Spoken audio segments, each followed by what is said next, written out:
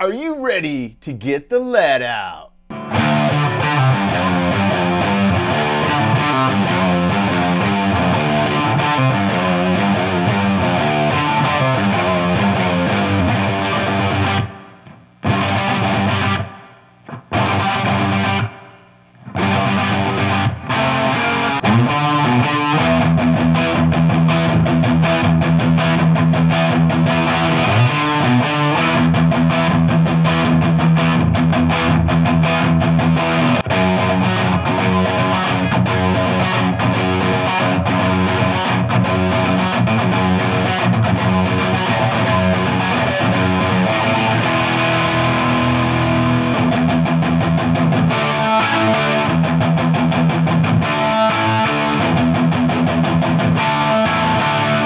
Communication breakdown off Led Zeppelin 1. Pretty straightforward pattern. Couple things to keep in mind on it though, it's that when you listen to the recording, it sounds like for the first measure of the open 6 string that he plays, he's not fully palm muting it. It's more like a semi-palm mute before going into the little D, A, D chords right there. But then after that, he definitely is more aggressive on the palm muting.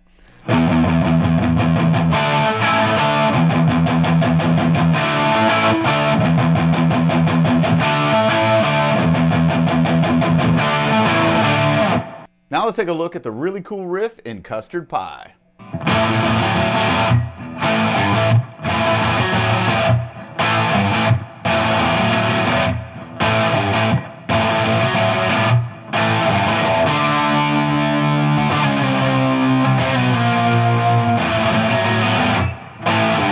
If you're familiar with the blues shuffle pattern or like a 6 comping pattern, then this is right up your alley. However, instead of playing traditional 2 times on each fretted note, like, or even Page played 3 of each fretted note for the first 2 and then only 1 on the 3rd note, like this. So he had the 2nd fret on the D string, plays it 3 times, plays the 4th fret on the D string 3 times, but only 1 on the 5th fret. Before going to the classic A5 G bass note, back to A5.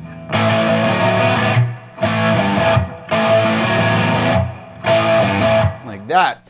And then at the tail end of that riff, jumps up to a D5, and he's going to move it down chromatically, and then move it down chromatically again, then back to the riff.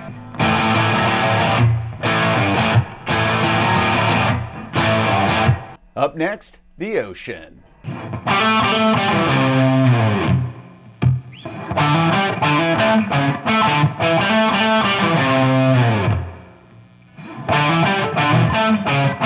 So pretty straightforward on that one.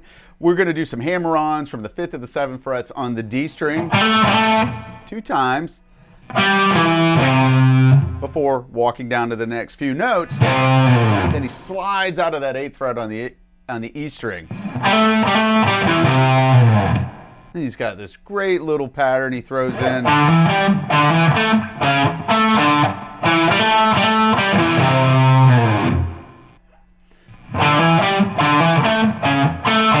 Our 4th Led Zeppelin riff, Good Times, Bad Times.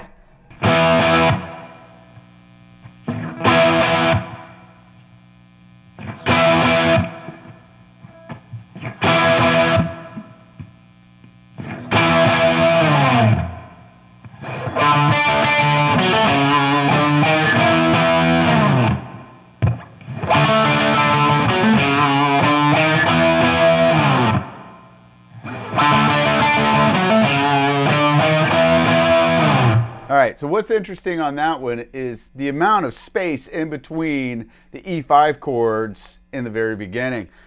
Now, obviously, John Bonham is ramping up his drum beats in there and the fills and things. And then as Robert Plant starts singing, Jimmy then goes to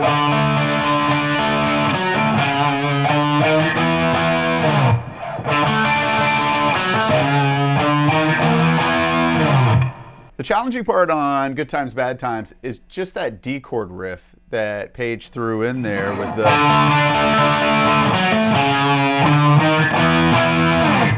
On that one, really just kind of be mindful of your picking as you're playing the D chord riff, and then the little tail into it. So picking and timing are everything when you get to that part of the riff. All right, let's take a look at Heartbreaker.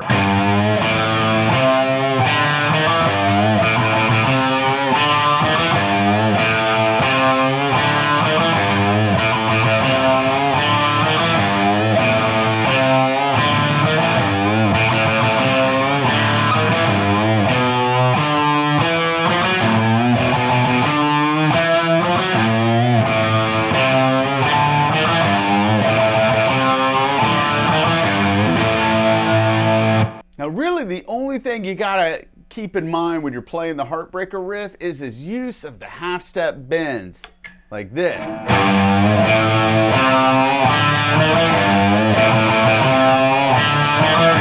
And then when he moves into the second part of the riff,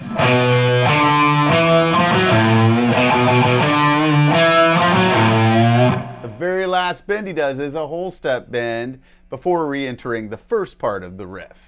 Now, one of my favorite Led Zeppelin songs has always been Rock and Roll, and this is another one that's based off of the shuffle blues pattern. If you're familiar with that and you had no problems with Custard Pie, Rock and Roll is just a little bit more elaborate, but super cool to play.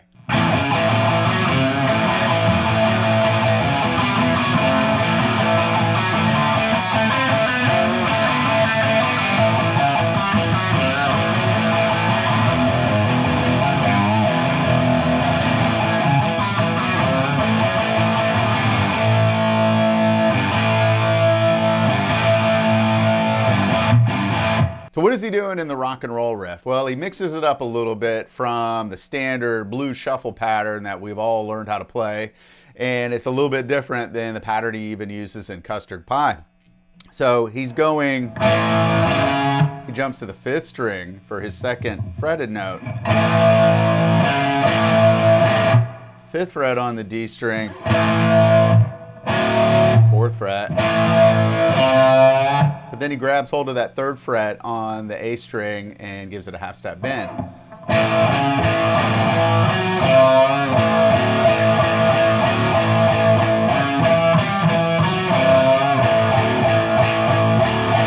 Then from there, what makes it cool is that he just takes that pattern and moves it over a set of strings for the D chord. Comes back to the 5th and 4th strings. Then he moves over to the 6th and 5th strings for the E chord. Then back to the 5th and 4th strings for the A chord. Now get all the tones that I've got today using a Les Paul, running into a Marshall 1959 hand-wired super lead reissue, aka a plexi, and I'm also running into a Butler tube driver. So in order to keep from shattering my eardrums with the plexi, I have to cheat a little bit and use a little bit of distortion going into the front end of it to keep the volume at a manageable level. Next up is the Immigrant Song.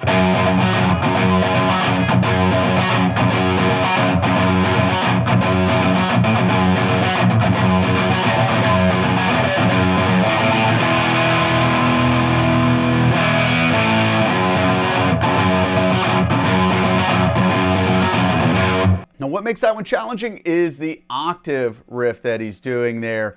And it just takes a little bit of practice to get that string skip with the pick going on. Does it need to be 100% perfect? It's open to interpretation. I mean, it's rock and roll. To me, rock and roll isn't perfect, and that's what gives it its soul. So when you're playing it, it's the picking pattern too that, at least for me, helps me negotiate that riff with the down and up picking patterns in it.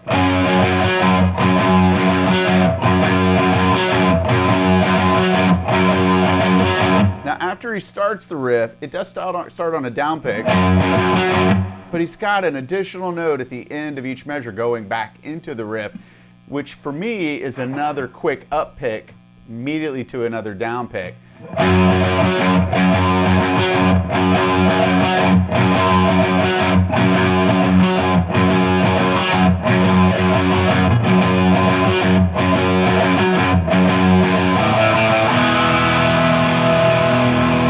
And then at the end of that, before, I guess, whatever you want to call it, pre-chorus, chorus, I don't know. I've never really thought about the label of where it switches up a little bit, but he doesn't play the full riff. It's got an E chord that sustains out, and he plays it again to an A chord before going back to the riff. Another great song that uses an octave for its riff is the Wanton Song.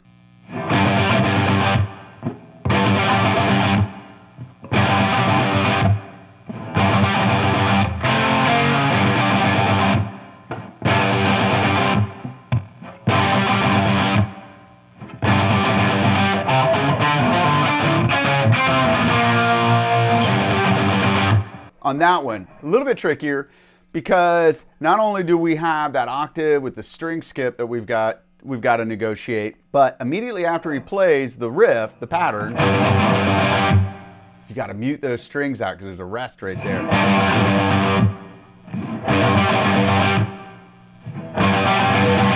Before he goes to what I think are these intervals here.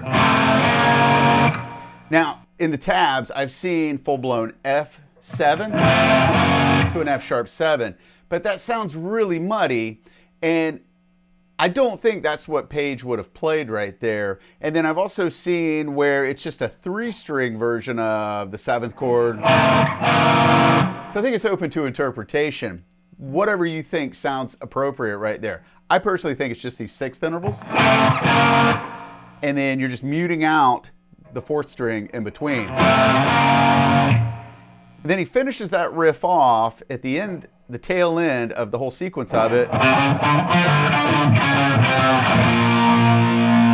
got a little chromatic walk up. Does a pull off on the D string before jumping to reverse picked octaves, which walks down chromatically to a B flat 5.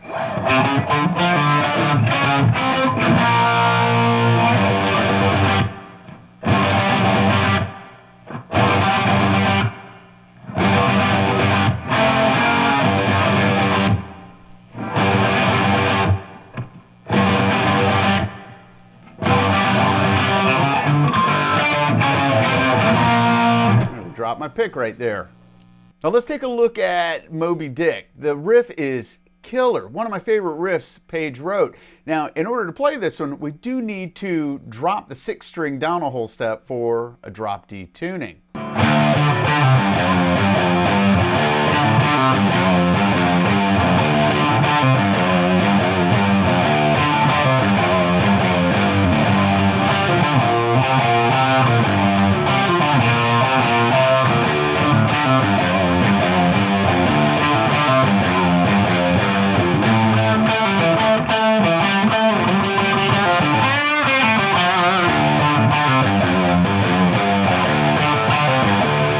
The only thing that really makes this one challenging, in my opinion, is just some of the rhythm of it.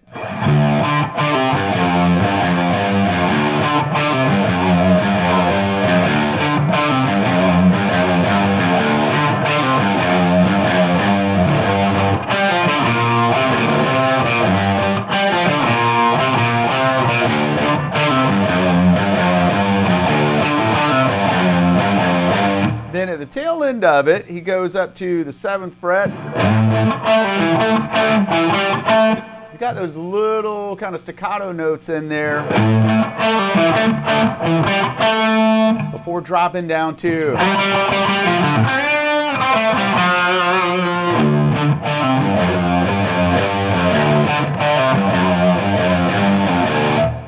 So good.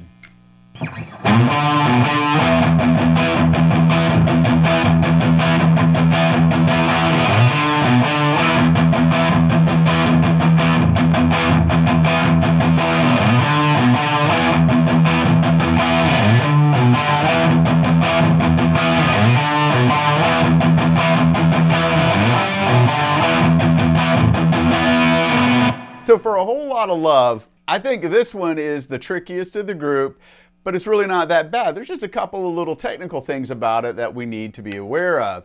So as he starts the riff off, he bends the 5th fret on the A string ever so slightly out of tune while he's playing the open D string simultaneously. And for years when I was younger, I played this wrong. And it wasn't until, I think there's a video where, I think it was Joe Wall showing how it was played. I'm like, oh, that's how he did it. Okay, I was wondering how it had that sound. I didn't know when I was a teenager. So I'm going to show you the right way to play it.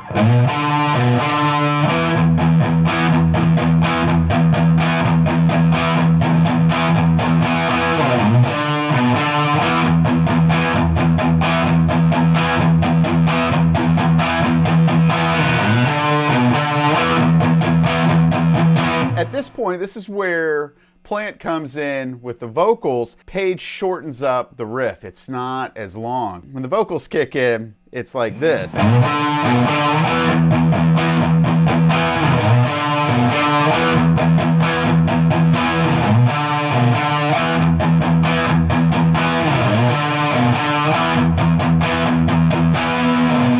Just be careful as you're playing as you're chugging those open 6 strings and the E5.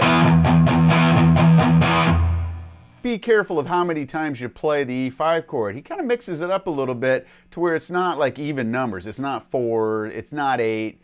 It's sometimes it's 6 of the E5, or it's 7 or 3. Just weird things like that. Classic Jimmy Page riffs. Hey, let me know what you thought about the easy to intermediate Led Zeppelin riffs. Drop me some of those comments down below.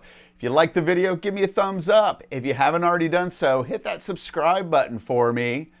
Be on the lookout for the next video. And until next time, keep rocking on.